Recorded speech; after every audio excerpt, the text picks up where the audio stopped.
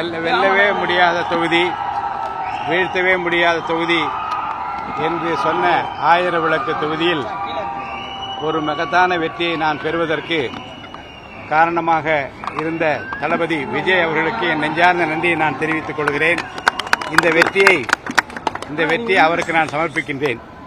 தேர்தல் நேரத்தில் இந்த தொகுதியில் தீவிரமாக அவர் எனக்காக பிரச்சாரம் செய்தது மக்கள் மத்தியில் எனக்கு மிகப்பெரிய செல்வாக்கை ஏற்படுத்தி தந்தது. இந்த வெற்றிக்கு அது காரணமாகவும் அமைந்தது.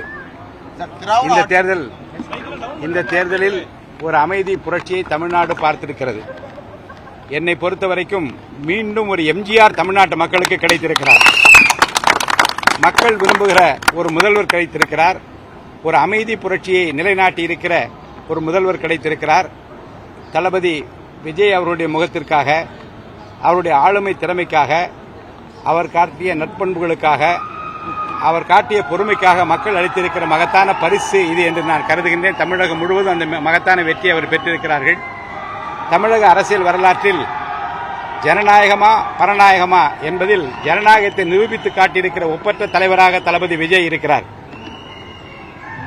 வாக்காளர்களுக்கு பணம் அளிக்கக்கூடாது என்பதில் உறுதியாக நின்று எந்த கட்சியும் கூட்டணியில் இல்லாத போதும் தனியாக மக்களோடு மட்டும்தான் கூட்டணி என்று தன்னை நிரூபித்து காட்டி தன்னுடைய சொந்த செல்வாக்கை இந்திய நாடே வியந்து போற்றுகிற ஒரு செல்வாக்கை, இந்திய நாடே வியந்து விழிகளை வியப்பால் உயர்த்தி காட்டுகிற ஒரு மாபெரும் வெற்றியை இன்றைக்கு தமிழக வெற்றி கழக தலைவர் தளபதி விஜய் அவர்கள் பெற்றிருக்கிறார்கள். இறைவன் அருள் பரிபூர்ணமாக அவருக்கு இருக்கிறது. ஒரு நல்லாட்சியை தருவார். மக்கள் விரும்புகிற ஒரு முதலமைச்சராக, மக்கள் எதிர்பார்ப்புகளை நிறைவேற்றுகிற, அனைத்து தரப்பு மக்களின் அன்பையும் ஆதரவையும் பெறுகிற, ஆசையை பெறுகிற ஒரு முதலமைச்சராக நிச்சயமாக அவர் இருப்பார். விரைவில் முதலமைச்சராக கோட்டையிலே அவர் கோலோச்சுகிற நாளை எதிர்நோக்கி காத்திருக்கிறோம். உங்கள் அனைவருக்கும், குறிப்பாக ஆயிரம் விளக்கு தொகுதி வாக்காளர் பெருமக்களுக்கும் என் நெஞ்சார்ந்த நன்றியை நான் இதன் மூலம் தெரிவித்துக் கொள்கிறேன். மு.க. ஸ்டாலினோட தோல்வியை எப்படி பாக்குறீங்க? திமுக தலைவர் திராவிட மாடல் ஆட்சி 2.0 தொடரும் தன்னுடைய பிரச்சாரம் முழுவதும் போட்டி எனக்கும் திராவிட முன்னேற்ற கழகத்திற்கும் தான் என்பதில் உறுதியாக நின்று இன்றைக்கு தன்னை முதன்மைப்படுத்தி, தன்னை முன்னிலைப்படுத்தி திராவிட முன்னேற்ற கழகத்தை வீழ்த்தி இருக்கிற, இன்றைக்கு அவர்கள் ஒன்றுமில்லை என்று செய்து காட்டியிருக்கிற ஆற்றல் தளபதி விஜய் அவர்களுக்கு மட்டும்தான் தமிழக அரசியல் இருக்கிறது என்பதை தமிழ்நாடு பார்த்துவிட்டது. திராவிட முன்னேற்ற கழகமா, தமிழக வெற்றி கழகமா, தளபதி விஜயா, தளபதி ஸ்டாலினா என்றால் என்றும் மக்கள் தளபதி விஜய் பக்கம்தான் இருப்பார் என்பதை தேர்தலில்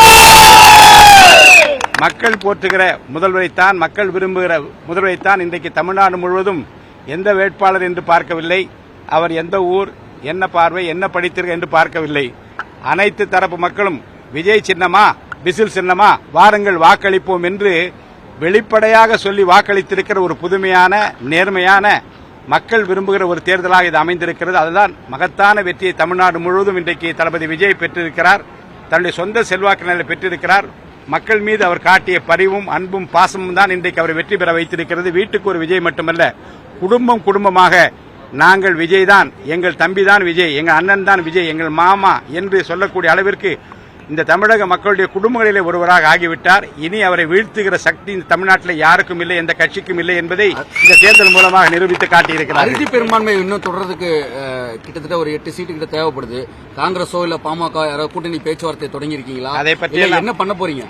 அமைதியாக இருந்து எல்லாவற்றையும் சாதித்து காட்டி எங்கள் தலைவர் இந்த நிகழ்விலும் நிச்சயமாக தன்னுடைய சாதுரியத்தால், அமைதி போக்கால் நிச்சயமாக ஒரு புரட்சியை ஏற்படுத்துவார். ஒரு மாபெரும் நிலைத்த, நீடித்த நல்லாட்சியை தருவதற்கு அவர் நிச்சயமாக செய்வார் என்பதை நான் உறுதியாக நம்புகிறேன்.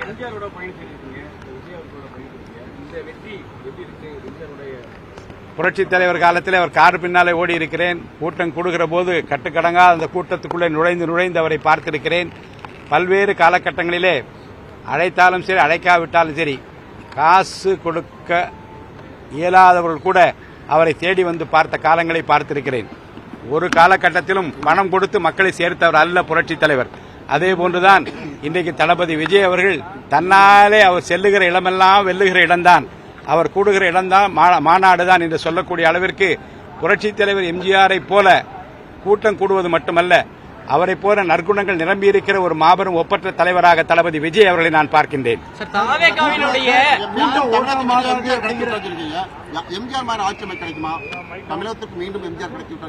அதுதான் ஏற்கனவே நான் சொல்லியிருக்கிறேன்.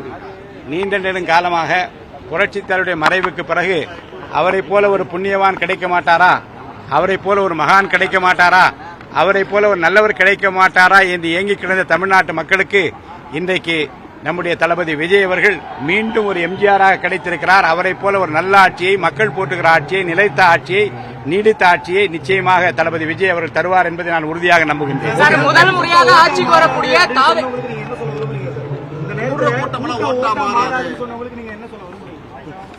கூட்டம் ஓட்டாக மாறாது என்று சொன்னவர்கள் எப்படிப்பட்ட பகற்கனவை கண்டார்கள் என்பதை நீங்கள் எல்லாம் பார்த்திருப்பீர்கள்.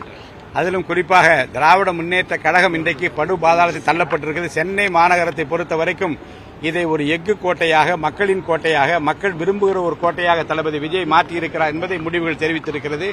நிச்சயமாக இது தொடரும், இந்த வெற்றிகள் தொடரும் என்பதை நான் தெரிவித்துக் கொள்கிறேன். இந்திய நாடு எதிர்பார்க்கிற, இந்திய நாடு இப்படிப்பட்ட ஒரு தலைவர் தமிழ்நாட்டு கிடைத்திருக்கிறார் என்று போற்றி பாராட்டுகிற ஒரு சூழ்நிலையை நிச்சயமாக தளபதி விஜய் அவர்கள் ஏற்படுத்துவார்கள். நன்றி.